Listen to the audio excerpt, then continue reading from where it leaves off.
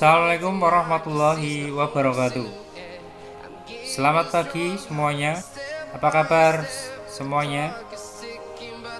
Pada kesempatan pagi hari ini, kita akan mencoba membahas tentang materi akuntansi keuangan kelas 11 dengan tema piutang wesel.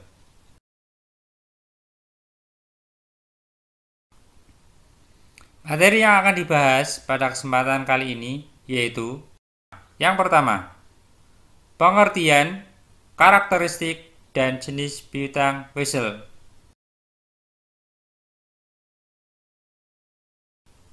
Yang kedua, timbulnya pengakuan piutang wesel. Yang ketiga, pencatatan transaksi timbulnya piutang wesel.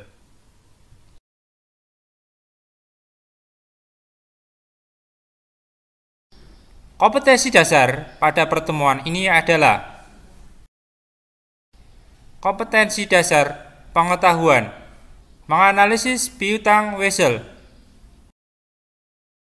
Adapun kompetensi keterampilan adalah melakukan pencatatan piutang wesel. Adapun tujuan pembelajaran pada pertemuan ini adalah pengetahuan, menjelaskan pengertian piutang wesel, menjelaskan jenis piutang wesel, menjelaskan pencatatan terkait piutang wesel. Keterampilannya melakukan pencatatan piutang wesel.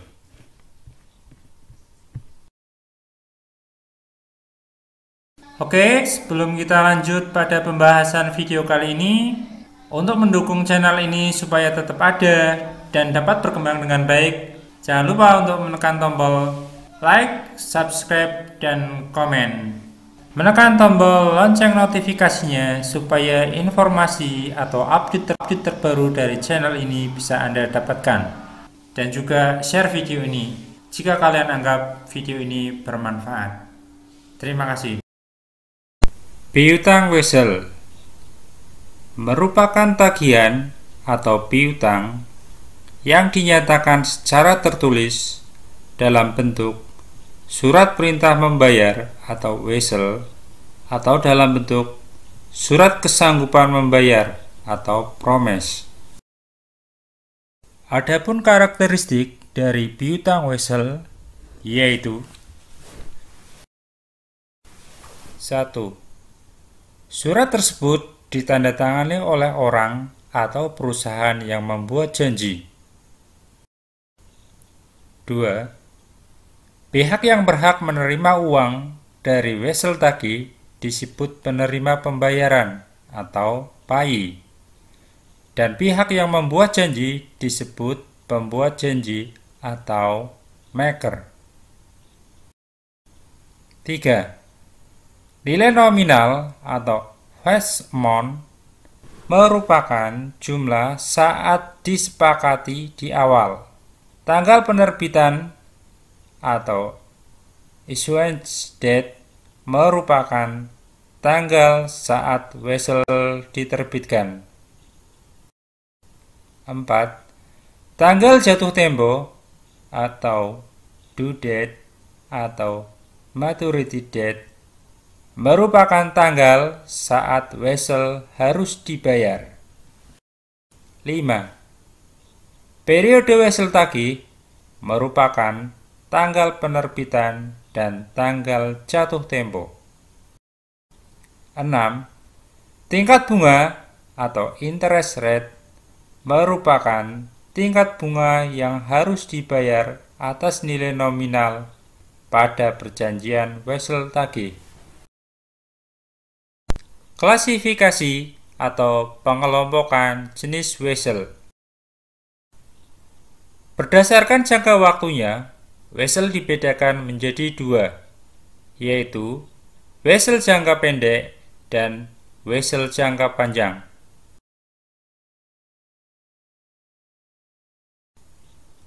Berdasarkan ada tidaknya bunga, wesel dibedakan menjadi dua, yaitu wesel berbunga dan wesel tidak berbunga. Berdasarkan diskonto, wesel dibedakan menjadi dua, wesel yang dapat didiskontokan dan wesel yang tidak dapat didiskontokan.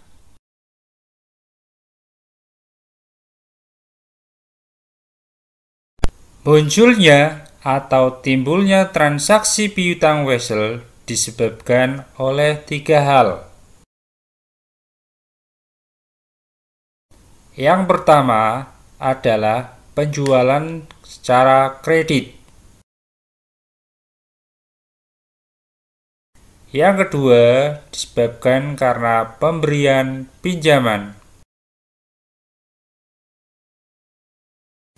Yang ketiga disebabkan karena perubahan piutang dagang menjadi piutang wesel.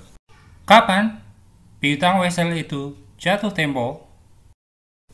Jatuh tempo atau waktu saat wesel harus dilunasi. Wesel dapat jatuh tempo berdasarkan tiga hal.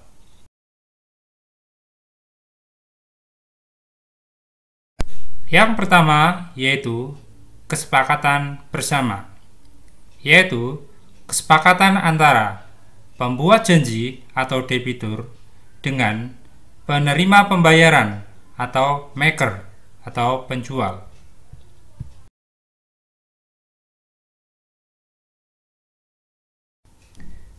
Yang kedua yaitu akhir periode, yaitu masa akhir dari sebuah usia wesel.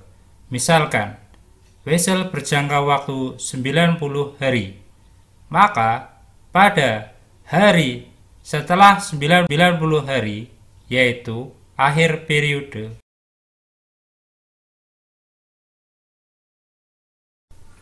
Yang ketiga yaitu berdasarkan janji yang dibuat oleh debitur, yaitu kesanggupan untuk membayar dari debitur yang dibuat dalam surat wesel.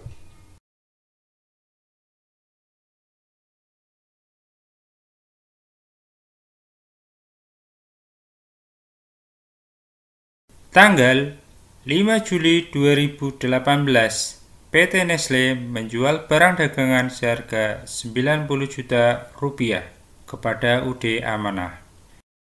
Dan transaksi tersebut diperkuat dengan surat wesel yang ditandatangani oleh UD Amanah dengan nilai nominal sebesar 95 juta rupiah dengan jangka waktu 90 hari terhitung dari tanggal transaksi. Jurnal yang digunakan untuk mencatat penjualan kredit kepada UD Amanah.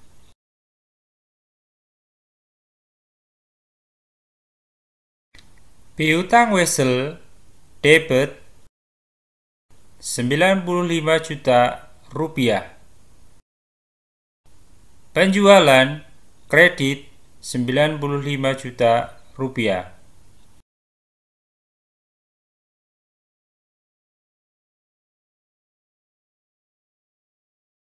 Kasus 2, timbulnya piutang wesel karena pemberian pinjaman.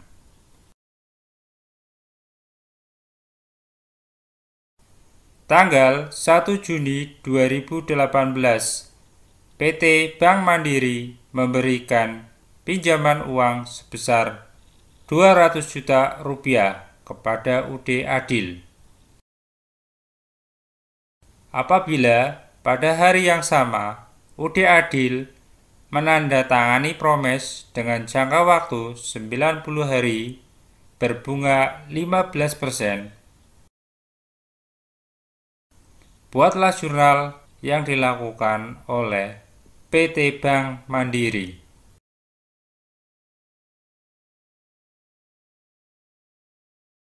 Jurnal yang digunakan untuk mencatat pemberian pinjaman kepada UD Adil.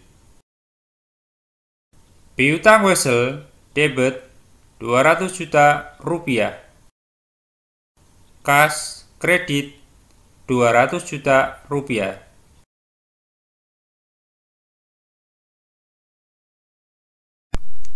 Soal kasus yang ketiga, yaitu timbulnya piutang wesel karena perubahan piutang dagang menjadi piutang wesel.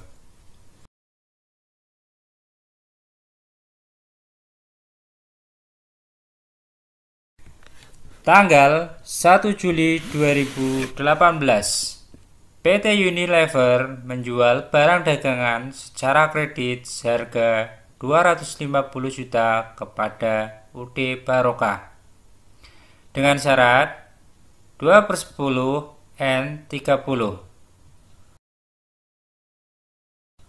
Pada tanggal 31 Juli 2018, UD Barokah menyerahkan promes dengan nilai nominal 250 juta rupiah, bunga 15% per tahun, jangka waktu 3 bulan. Apabila pada hari yang sama, promes tersebut disetujui oleh PT Unilever, berdasarkan data tersebut, buatlah jurnal yang diperlukan untuk mencatat transaksi tersebut.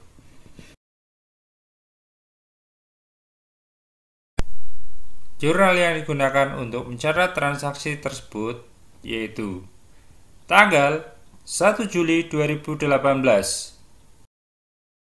Piutang dagang debit 250 juta rupiah.